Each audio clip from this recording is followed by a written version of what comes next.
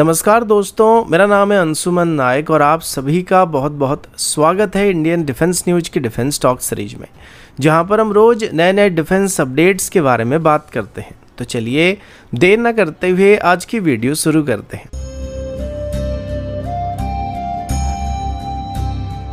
आज की पहली अपडेट डीआरडीओ के अभ्यास ड्रोन की तरफ से। अब तक इन ड्रोन्स को सिर्फ एक high speed expendable aerial target यानी कि एक मिसाइल टेस्टिंग और ट्रेनिंग के लिए बनाया गया ड्रोन माना जा रहा था, लेकिन अभी इसके एक वेपनाइज्ड वेरिएंट को डेवलप किया जा रहा है, जिसमें वॉरेट लगाकर इसे एक कैमिकाजी ड्रोन की तरह इस्तेमाल किया जाएगा। अभ्यास ड्रोन का पहला एक्सपेरिमेंटल टेस्ट 2012 में चित्रदुर्गा एरोनॉटिकल रेंज में किया गया था और उस समय इसमें टर्बोजेट इंजन मौजूद नहीं था और उस समय इसका जो डिजाइन था वो अभी के मुकाबले काफी अलग था। लेकिन उसके बाद इस ड्रोन में कई सारे अपग्रेड किए गए थे। अभी इसकी जो फाइनल वेरिएंट है उसका वजन करीब 75 kg के आसपास और अब इसका डिजाइन पहले के मुकाबले काफी बड़ा है। टेक्निकल स्पेसिफिकेशन की बात करें तो अभ्यास मार्क 0.5 की स्पीड यानी कि लगभग 648 किलोमीटर प्रति घंटे की रफ्तार में फ्लाई कर सकता है और इसका रेंज करीब 400 किलोमीटर के आसपास है और इसका एंडोरेंस भी लगभग 30 से 45 मिनट तक होने वाली है। गाइडेंस के लिए इसमें MEMS based inertial navigation system और DRDO के इंडिजिनस फ्लाइट कंट्रोल कंप्यूटर का इस्तेमाल किया जाता है, जो इसे पूरी तरह से ऑटोनमस बनाते हैं। इसकी जो सबसे खास बात है वो ये कि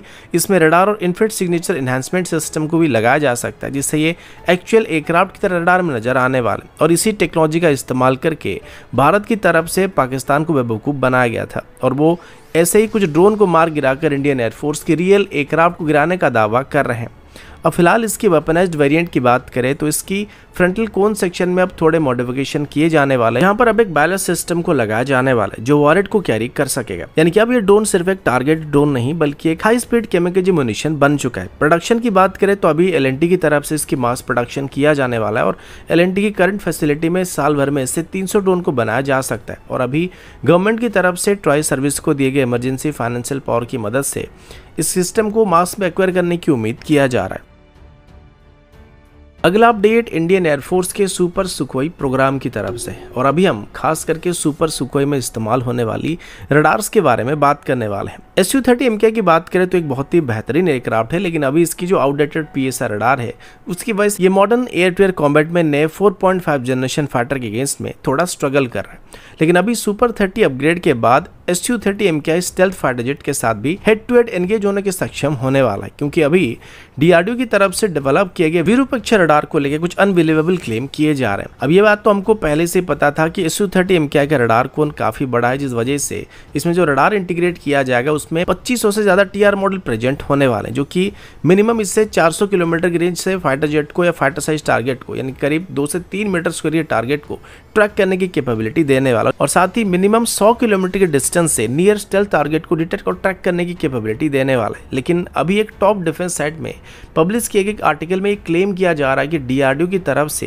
ये बताया गया कि विरूपाक्ष रडार की एक्चुअल रेंज 400 किलोमीटर नहीं बल्कि 600 किलोमीटर होने वाला है। और यही नहीं बल्कि ये 600 किलोमीटर की दूरी से ही फाइटर साइज टारगेट को और इवन 1 मीटर स्क्वायर के टारगेट को भी ट्रैक और डिटेक्ट कर सकता है, यानी कि टेक्निकली इसके पास AWACS के मुकाबले भी ज्यादा रेंज मौजूद होने वाला है। और बात यहीं पर खत्म नहीं होता है, क्योंकि रडार सिर्फ 1 मीटर स्क्वायर के टारगेट को 600 किलोमीटर की रेंज में डिटेक्ट नहीं करेगा, बल्कि रडार 200 किलोमीटर की दूरी से स्टेल्थ टारगेट को डिटेक्ट करने का क्लेम किया जा रहा है, जो कि ऑलमोस्ट 0.01 मीटर स्क्वायर के टारगेट को 200 किलोमीटर की रेंज से डिटेक्ट करने वाला है। और अगर ये क्लेम सच निकलता है तो VVR फाइट में Su-30 MKI एक मॉन्स्टर बनने वाला है, क्योंकि नॉर्मली जो VVR मिसाइल फायर किए जाते हैं वो 100 किलोमीटर के आसपास ही फायर किए जाते हैं, लेकिन अस्त्र मार्क 2 और मार्क 3 से मिसाइल आने के बाद और इसमें विरूपाक्ष रडार को इंटीग्रेट करने के बाद Su-30 MKI 200 किलोमीटर से भी ज्यादा दूरी से किसी भी स्टेल्थ टारगेट के साथ एंगेज हो सकता है। दूसरी तरफ स्टेल्थ टारगेट भी Su-30 MKI को 200 किलोमीटर से भी ज्यादा डिस्टेंस से देख सकते हैं। लेकिन मजे की बात यह कि अब Su-30 MKI भी उनको VVR रेंज में देख सकता है और उसके ऊपर मिसाइल फायर कर सकता है।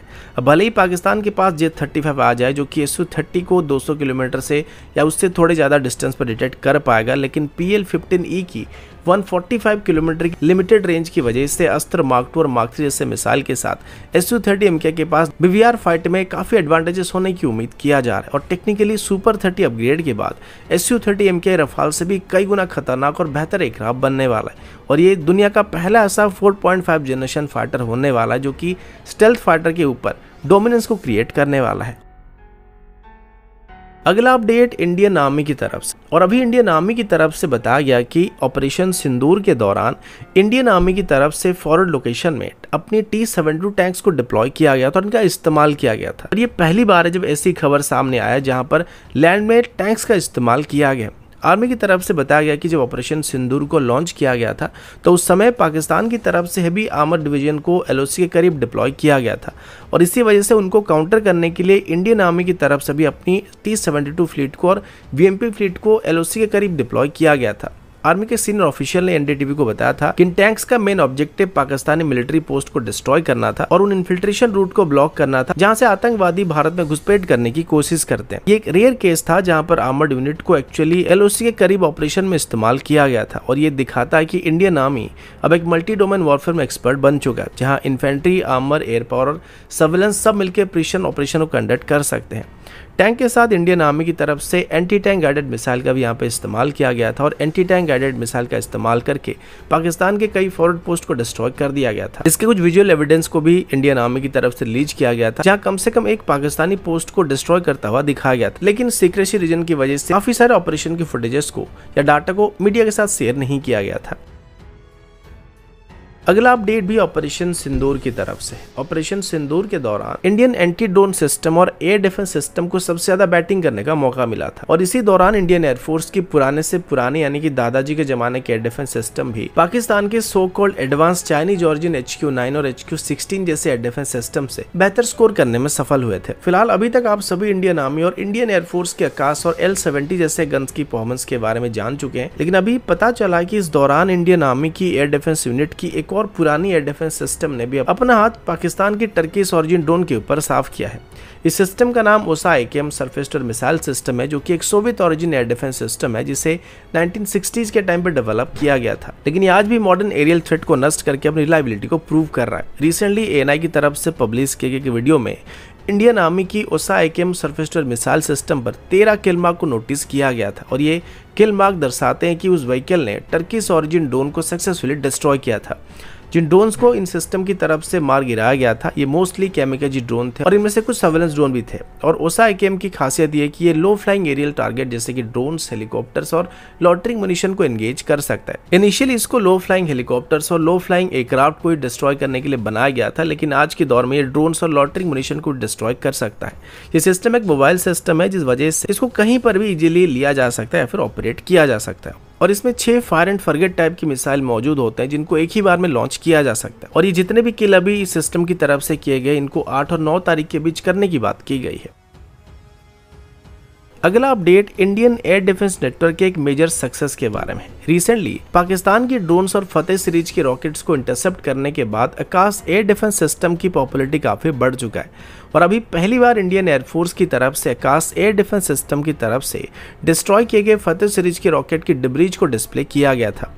पाकिस्तान की फतेह 1 मिसाइल की बात करें तो ये एक शॉर्ट रेंज की गाइडेड रॉकेट आर्टिलरी सिस्टम है जिसे पाकिस्तान की नेशनल डेवलपमेंट कॉम्प्लेक्स की तरफ से डेवलप किया गया। इसका रेंज करीब 140 किलोमीटर और इसमें 150 केजी तक की वॉरेट का इस्तेमाल किया जाता है। गाइडेड होने की वजह से ये हाई स्पीड और लो अल्टीट्यूड पर फ्लाई कर सकता है, जिससे एयर डिफेंस सिस्टम के लिए इसको इंटरसेप्ट करना एक चैलेंजिंग टारगेट बन जाता है।